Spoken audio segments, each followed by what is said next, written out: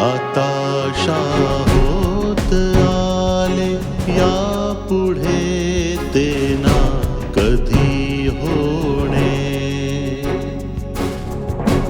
आताशा होत आले यापुढे ते ना कधी होणे. आता तरी मिळून सर्व बोला. आता तरी मिळून सर्व बोला. ना ऐसे ना पुन्हा होणे. हताशा होत आले यापुढे ते ना कधी होणे. हे बघ ज्योती, तू उगीच हिला जास्त त्रास देऊ नकोस. त्याचं काय की आज हिची पहिली रात्र आहे, म्हणजे मधुचंद्राची रात्र आहे. मधुचंद्राची रात्र? ती कशी? नाही म्हणजे विजय सोबत हिचा मधुचंद्र कसा शक्य आहे? विजयची होणारी बायको तर मी आहे, मग हिचा मधुचंद्र कसा असेल? आता हे तर विजय भाऊजीच ठरवतील ना, की ते तुझ्या सोबत मधुचंद्र साजरा करतील की ह्या सुंदर हडळी सोबत. सुंदर हडळ असं कधी असतं का? तू हडळीला बघितलंयस का कधी? हो हो, का नाही असू शकत? अगं समोरच तर बसलीये, तूही बघून घे, नाहीतर म्हणशील की मी बघितलीच नाही म्हणून. भारती, विजय कुठे आहे ग? नाही म्हणजे माझी इच्छा आहे की त्यालाही विश करावं, हो ना? ताई, तुला माहितीये विजयने ते एक गोष्ट सिद्धच करून दाखवली. कोणती ग? अगं तीच, शोभेची भावली आवडणाऱ्याला परीची किंमत शून्य. बरं बाई, बस कर आता. अगं ह्या बिचारीला एवढाही त्रास नको देऊस. हे बघ, आपल्याला हिला भेट द्यायची होती ती तर आपण आता देऊन टाकली. बाकीच्या भेटवस्तू पण देतच राहू. चल चल. भारती, जोपर्यंत इथे आहेस तोपर्यंत त्रास देणार. त्यापेक्षा असं कर, विजयला सोडून निघून जा. चांगला ऑप्शन आहे ना? समजलं? किंवा माझ्या भाषेत समजावून सांगू, दुसऱ्या लँग्वेज मध्ये? जाऊ दे ग, आता पहिल्याच दिवशी सगळं नको. चल आपण आता जाऊया.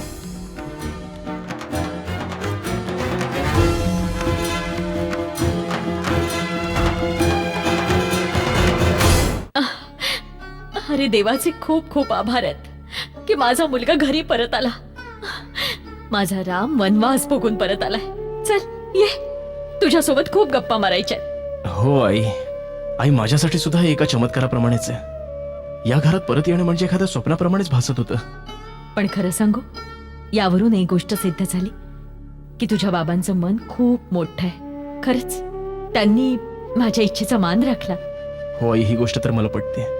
आज त्यांनी या गोष्टीची मला जाणीव करून दिली की एक पिता आपल्या मुलाच्या लग्नानंतर सुनेचं कसं रूढी परंपरेने स्वागत करतो. आणि आई, माझ्यापेक्षा जास्त तर भारतीला आनंद झालाय. अरे आनंद का नाही होणार? आपतेष्टांकडून सन्मान आणि आशीर्वाद नाही मिळाला तर कोण आनंदात राहील सांग? आणि आई, आश्चर्याची गोष्ट ही आहे की बाबांसारखे अभिमानी आणि वचनाचे पक्के व्यक्ती सुद्धा आपल्या मुलाला घरी घेऊन आलेत. खरंच कमाल आहे ना? अरे पण असं घडल्यामुळे माझे सुखाचे दिवस परत आले. खरंच मी किती आनंदात आहे ते तुला सांगू नाही शकणार. तुम्हा दोघांना ओवाळता ओवाळता माझा आजारपणच गायब झालं. आई, जर भारतीच्या बाबांनी सुद्धा या नात्याला मान्यता दिली ना, तर आमचा आनंद द्विगुणित होईल. का नाही मान्य करणार? करावंच लागेल. आणि नाही ऐकलं तर मी जाईन त्यांच्याकडे. शेवटी लग्न म्हणजे दोन कुटुंबांचंच मिलन असतं. खरी गोष्ट आहे. आई, एक गोष्ट सांग, मी चुकीचं वागतोय असं तुला कधीच नाही वाटलं का? तो ओळखतोस ना मला. जर मला जाणवलं असतं की तुझं चुकतंय तर मी तुला कधीच माफ केलं नसतं. तुझं तोंडही बघितलं नसतं. खरंच माझ्याशिवाय राहिली असतीस? अरे आईचं मन कुणी ओळखू शकतं का सांग? माझ्यासाठी तर हा सगळ्यात कठीण काळ होता. मी फक्त तुझी आईच नाही तर तुझ्या बाबांची बायको सुद्धा येणार आहे. त्यांच्या मान अपमानाचा सुद्धा विचार करावा लागतो. पण आई, आपल्या सगळ्यांच्या सुखापेक्षा शांती वहिनीचं दुःख फार मोठं आहे. आता तू परत आलायस ना, आपण सगळे मिळून तिच्याकडे जाऊया आणि तिला समजवूया की आपल्या सगळ्यांना सत्याला सामोरं जावंच लागणार आहे. हो ना? मग माझी सुद्धा ही जबाबदारी आहे की मी या घराचं नाव लौकिक कायम ठेवू. आता तर देवाकडे फक्त एकच मागणं आहे माझं, की या घरावर कुणाची वाईट नजर ना पडो. सगळं सुख शांतीने पार पडो, सगळं सुरळीत पार पडो.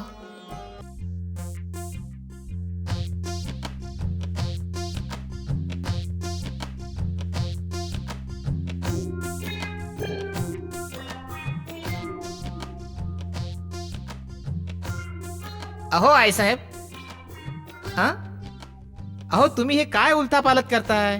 गाठोडी बांधून धोबी घाटावर जायचं आहे का? अरे मी हे बघते आहे की तू माझे समधे कपडे आणले आहेस की नाही. जे दिलं होतं ते सगळं कुंबून भरलं आहेत, समजलं? आता मी जाऊ का? हं? जाऊ का?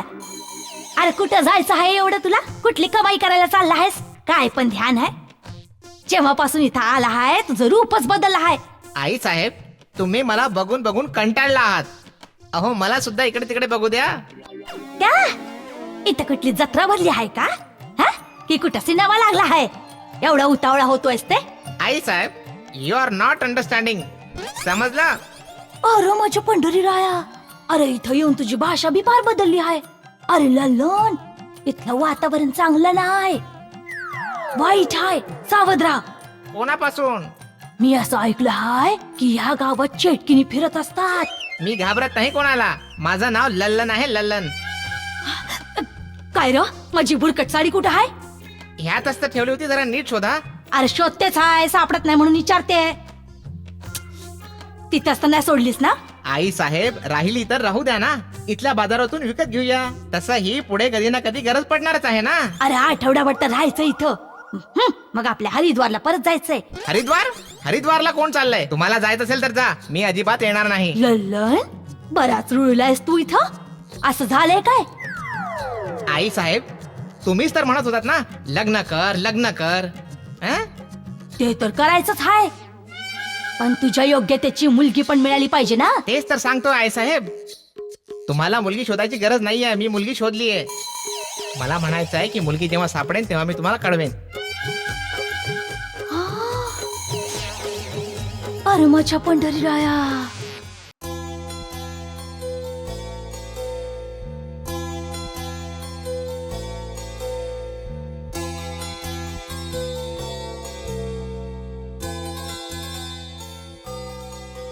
भारती, तू आज डोक्यावर पदर घ्यायला हवा होतास. पदर कशाला? असं स्वतःच्या घरी येताच आगाऊपणा सुरू. प्लीज घे ना पदर, मला खूप बरं वाटेल. आणि मला पाहायचंय की तू डोक्यावर पदर घेतल्यावर कशी दिसतेस. काहीतरीच काय. घे ना पदर. हा कसला हट्ट? बरं ठीक आहे. अरे देवा, इंजिनियरला असं वागणं शोभत नाही. झालं मनासारखं? वाह, किती सुंदर दिसतेस. सांगा बरं, अजून काय आज्ञा आहे साहेबांची? भारती, जे जे मी फिल्म मध्ये बघितलंय आणि जे पुस्तकात वाचलंय ना, आज ते सगळं करणार आहे मी. हो का? मग मलाही सांगा, मला काय करावं लागेल? काहीच नाही. आधी मी बाहेर जाईन, मग पुन्हा आत येईन. तोवर तू अशीच पदर घेऊन बसून राहा. हे काय बोलतच? तुम्ही तर आत आलातच आहात, मग परत बाहेर का चाललाय? हो, हे सुद्धा बरोबर आहे. मग मी काय करतो, मी हळूहळू तुझ्या डोक्यावरचा पदर बाजूला सारेन आणि तू थोडस लाजावस, घाबरावस, लटका राग भरावास. हे बघा साहेब, हे लाजणं, घाबरणं, लटका राग माझ्याच्याने होणार नाही. आणि असं सगळं करणारी बायको हवी असेल तर दुसऱ्या लग्नाची तयारी करा. दुसरी मुलगी शोधून आणा. असं ठीक आहे. आता लाजणं मुरडणं तर हवंच. मग मी दुसरंच लग्न करतो. काय? मस्करी करतोय. अगं खरंच मस्करी करतोय.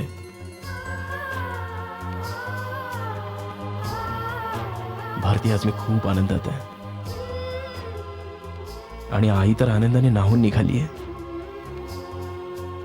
चला, उशिरा का होईना आपल्या नात्याला मानाचं स्थान तरी मिळालं. भारती, आता माझी कुणाबद्दल काहीच तक्रार नाहीये. आणि आज आपण निश्चिंतपणे आपल्या भावी आयुष्याची सुरुवात करूया. नाही विजय, आपण निश्चिंत राहू शकणार नाही. कारण थोड्या वेळापूर्वीच कोणीतरी धमकी देऊन गेले की आपल्याला त्रास देईल. धमकी देऊन गेले? कोण? शांती वहिनी आणि त्यांची बहीण ज्योती. तुम्ही येण्या अगोदर त्या इथे आल्या होत्या आणि भरपूर काही वाईट साईड बोलून गेल्या. म्हणाल्या की त्या मला सुखाने जगू देणार नाहीत.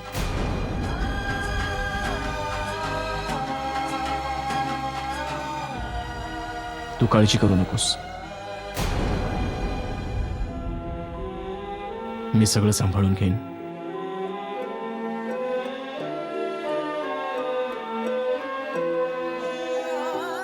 तुझा माझ्यावर विश्वास आहे ना?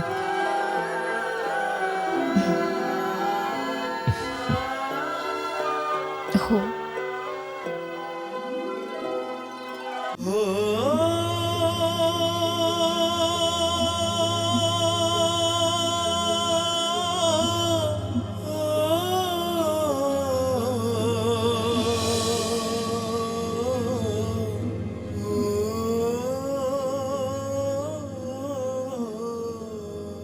दादा,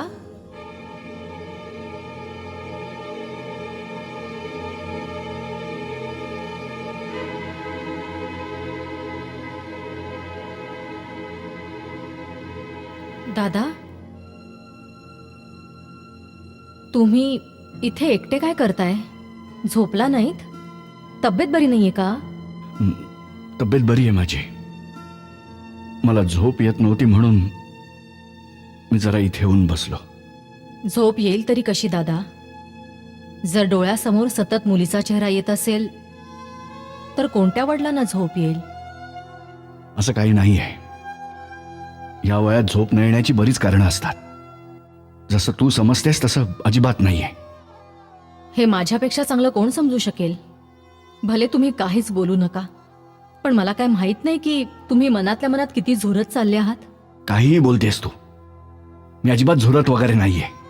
दादा, तुम्हाला असं नाही वाटत की जर तुम्ही भारतीच्या डोक्यावरून ममतेने हात फिरवला असता, तिला आशीर्वाद दिला असता, तर आज त्या बिचारीची अशी अवस्था झाली नसती?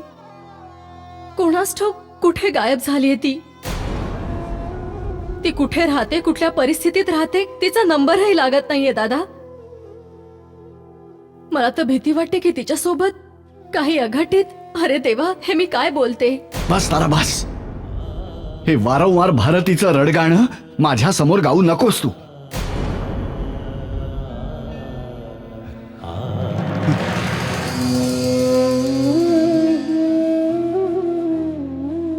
मला कळतंय दादा की तुमचा कसा जीव तळमळतोय ते.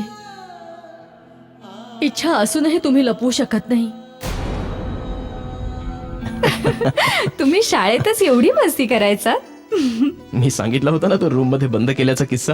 आता 2500 मुलं जोरात किंचाळत होती आणि आम्ही सगळे कडी लावून पळून गेलो. अरे बापरे. अगं, मास्तर आणि मुलं सगळे चिंताग्रस्त, सगळे किंचाळत होते आणि मी सुद्धा त्यांच्यात सामील झालो आणि कुणालाच काही कळलं नाही. असे एकाहून एक किस्से आहेत. तुमचे किस्से ऐकत बसले तर पूर्ण रात्र जागा राहावं लागेल. आरामात रात्र संपेल. जाऊन कपडे तर बदला. हो अगं, जातो ना. थांब, मी आलोच लवकर.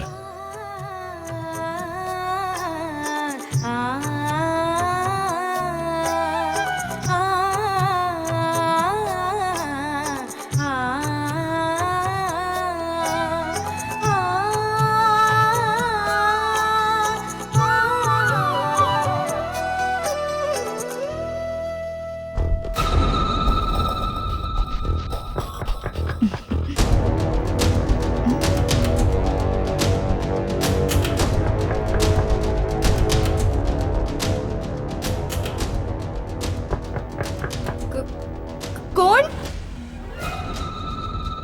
कोण आहे तिकडे? कोण आहे तिथे? कोण आहे तिकडे? बोलत का नाही?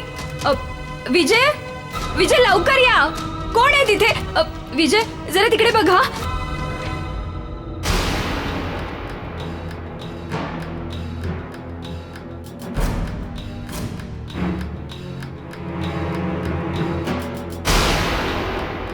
अगं कुणीच नाहीये. विजय तिथे कोणीतरी होतं. तुम्ही येण्या अगोदर कोणीतरी कुणीच नाहीये. इथेच.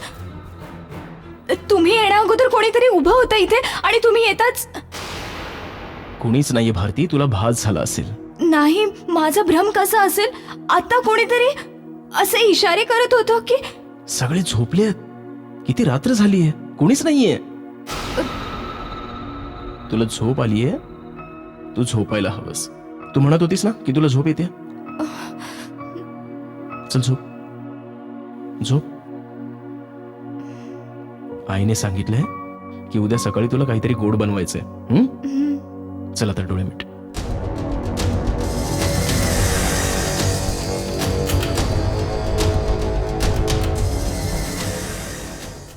ये सुनबाई,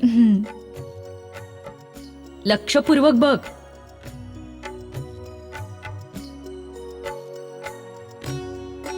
बघितलंस, हे आपलं स्वयंपाकघर. आणि आता तुझं सुद्धा. तुला माहित असेलच, प्रत्येक बाईसाठी स्वयंपाक करणं ही एक मोठी जबाबदारी असते. आज तुझा दिवस आहे. तुला तुझ्या हाताने काही बनवून आम्हाला खाऊ घालायचंय. पण पण काय बनवायचंय आई? तुला जेवण बनवता तर येत असेल? हो, जास्त काही बनवता येत नाही, पण बेसिक गोष्टी माहिती आहेत. एवढे दिवस यांच्यासाठी मीच जेवण बनवत होते. अरे वा, म्हणजे आता तुझ्या हातची चव आम्हाला सुद्धा चाखायला मिळणार मग. आणि हो, यानंतर ना मी तुला कुलदेवतेच्या देवळात घेऊन जाणार आहे. काही रीतीभाती पूर्ण करायच्या. हो आई, त्या पूर्ण करताना मला सुद्धा आनंदच होईल. इच्छा तर खूप होती की विजयचं लग्न मोठ्या धूमधडाक्यात करावं. सगळ्या कुटुंबाला, नातेवाईकांना, गावाला आमंत्रण द्यावं. पण बघ ना, असं काहीच होऊ शकलं नाही. कल्पना आहे आई. आता ही उणीव आयुष्यभर मनात घर करून राहणार. कदाचित देवाच्या मनात हेच असेल. परंतु बाळा, याचा सल कधीही मनात ठेवू नकोस. सगळ्यात महत्वाचं काय आहे? एकमेकांबद्दल प्रेम असणं. बाकी सगळ्या गोष्टी लोकलाज्यस्तव असतात. आपापसातलं प्रेम संपता कामा नये. हो. बरं आई, सांगा मी काय बनवू? शुभ दिवस आहे, काहीतरी गोडच बनलं पाहिजे. दुधी हलवा बनवशील? अगं ये बाळा. शांती, हिला जरा कामात मदत करशील का? का? हे काय लहान कुकुलं बाळ आहे का म्हणून मी हिला मदत करू? हे हे काय बोलतेस तू? कालपासून बघते घुश्यातच दिसतेस. घुशात नाही राहणार तर अजून काय?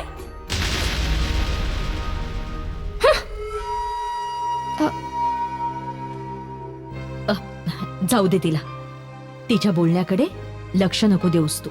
ती माहित नाही काय झालंय तिला. मी काढीन तिचे समजू. चल बरं, आपण हलवा बनवूया. मी तुला मदत करते. हो.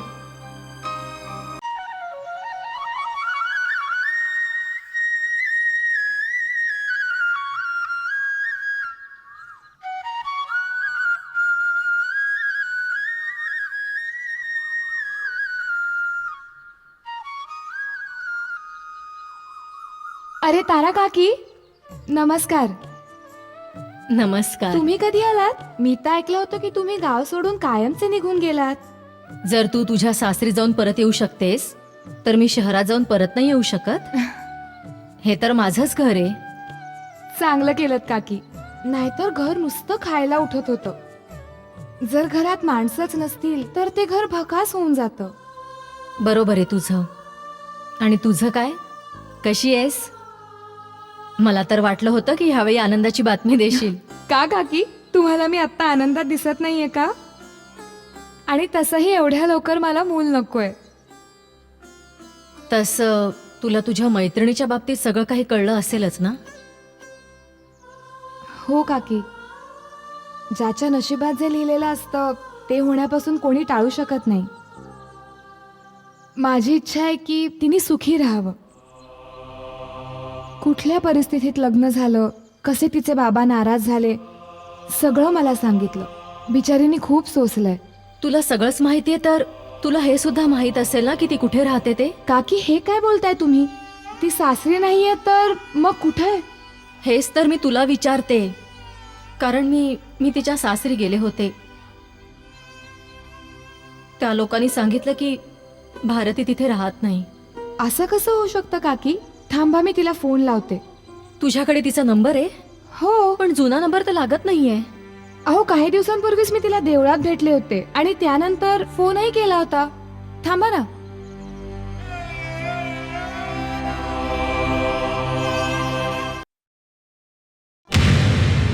आता होत आले या पुढे ते ना कधी होणे. आता होत आले या पुढे ते ना कधी होणे. आता